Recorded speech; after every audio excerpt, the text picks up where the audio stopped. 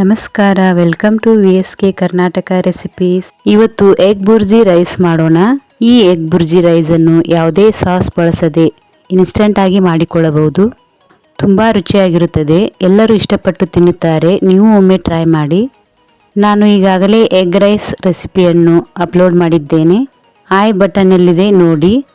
ಈಗ ಬನ್ನಿ ಮಾಡುವ ವಿಧಾನವನ್ನು ನೋಡೋಣ. ನಮ್ಮ ವಿಡಿಯೋ ಫಸ್ಟ್ ಟೈಮ್ ನೋಡುತ್ತಿದ್ದರೆ ತಪ್ಪದೇ ಚಾನಲನ್ನು ಸಬ್ಸ್ಕ್ರೈಬ್ ಮಾಡೋದನ್ನು ಮರಿಬೇಡಿ ಮತ್ತು ಫೇಸ್ಬುಕ್ ಪೇಜ್ ಫಾಲೋ ಮಾಡಿ. ಎಗ್ ಬುರ್ಜಿ ರೈಸ್ ಮಾಡಲು ನಾನಿಲ್ಲಿ 4 ಮೊಟ್ಟೆಗಳನ್ನು ತೆಗೆದುಕೊಂಡಿದ್ದೇನೆ. ಈಗ ಒಂದು ಪಾತ್ರೆಯಲ್ಲಿ 1 ಸ್ಪೂನ್ ತುಪ್ಪವನ್ನು ಹಾಕಿ ಇದರ ಜೊತೆ 4 ಸ್ಪೂನ್ ಎಣ್ಣೆಯನ್ನು ಹಾಕಿಕೊಳ್ಳಿ.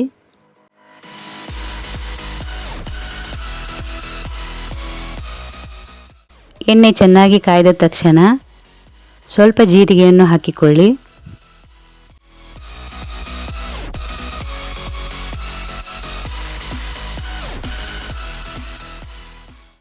ಎರಡು ಕಟ್ ಮಾಡಿದ ಈರುಳ್ಳಿಯನ್ನು ಹಾಕಿಕೊಂಡು ಚೆನ್ನಾಗಿ ಫ್ರೈ ಮಾಡಿಕೊಳ್ಳಿ.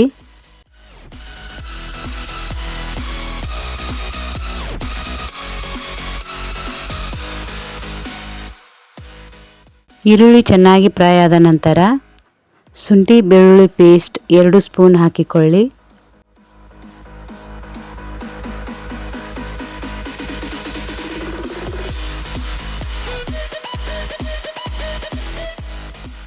ಈಗ ಇದರ ಜೊತೆ 2 ಕಟ್ ಮಾಡಿದ ಟೊಮ್ಯಾಟೊ,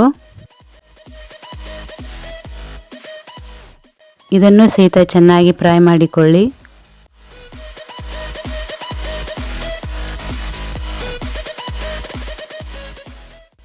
ಸ್ವಲ್ಪ ಪುದೀನ ಮತ್ತು ಕೊತ್ತಂಬರಿಯನ್ನು ಹಾಕಿಕೊಂಡಿದ್ದೇನೆ. ಈಗ ಇದನ್ನು ಸಹಿತ ಚೆನ್ನಾಗಿ ಫ್ರೈ ಮಾಡಿಕೊಳ್ಳಬೇಕು.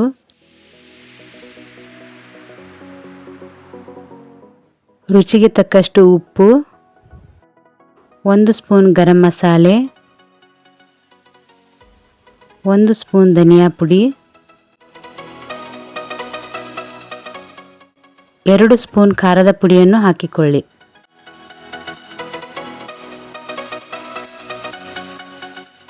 ಇದರ ಜೊತೆ ನಾನಿಲ್ಲಿ ಕಾಳು ಮೆಣಸಿನ ಪೌಡರ್ 1/2 ಸ್ಪೂನ್ ಹಾಕಿಕೊಂಡಿದ್ದೇನೆ.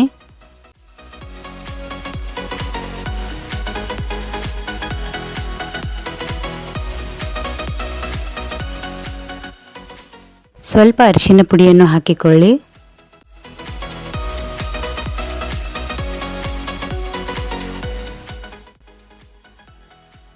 ಒಂದು 4 ಹಸಿಮೆಣಸಿನಕಾಯಿಯನ್ನು ಹಾಕಿಕೊಳ್ಳಿ.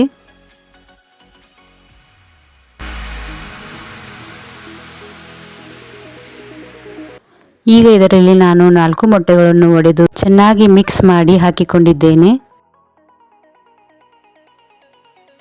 ಈಗ ಇದನ್ನು ಚೆನ್ನಾಗಿ ಫ್ರೈ ಮಾಡಿಕೊಳ್ಳಿ.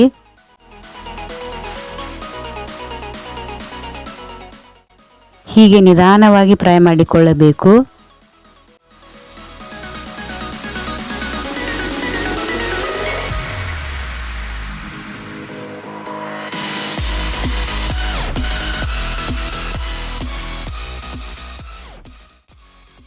ಈಗ ಇದರಲ್ಲಿ ಅನ್ನವನ್ನು ಹಾಕಿಕೊಳ್ಳಿ.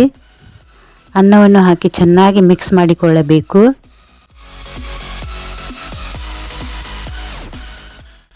ನೋಡಿ, ಇದೇ ರೀತಿ ನಿಧಾನಕ್ಕೆ ಮಿಕ್ಸ್ ಮಾಡಿಕೊಳ್ಳಬೇಕು.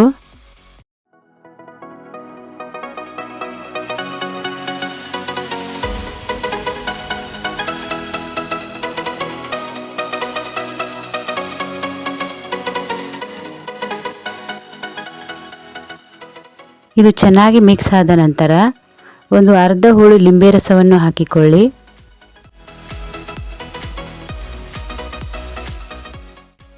ಈಗ ನೋಡಿ, ಎಗ್ ಬುರ್ಜಿ ರೈಸ್ ಎಷ್ಟು ಚೆನ್ನಾಗಿ ಬಂದಿದೆ ಅಂತ. ತುಂಬ ರುಚಿಯಾಗಿರುತ್ತದೆ. ನೀವು ಒಮ್ಮೆ ಟ್ರೈ ಮಾಡಿ. ಈಗ ರುಚಿಯಾದ ಎಗ್ ಬುರ್ಜಿ ರೈಸ್ ಸವಿಯಲು ಸಿದ್ಧವಾಗಿದೆ. ಈ ರೆಸಿಪಿ ನಿಮಗೆ ಇಷ್ಟವಾದರೆ ಚಾನಲನ್ನು ಸಬ್ಸ್ಕ್ರೈಬ್ ಮಾಡಿ, ಫೇಸ್ಬುಕ್ ಪೇಜ್ ಫಾಲೋ ಮಾಡಿ. ಮತ್ತೆ ಹೊಸ ರೆಸಿಪಿಯೊಂದಿಗೆ ಬರುತ್ತೇನೆ. ನಮಸ್ಕಾರ.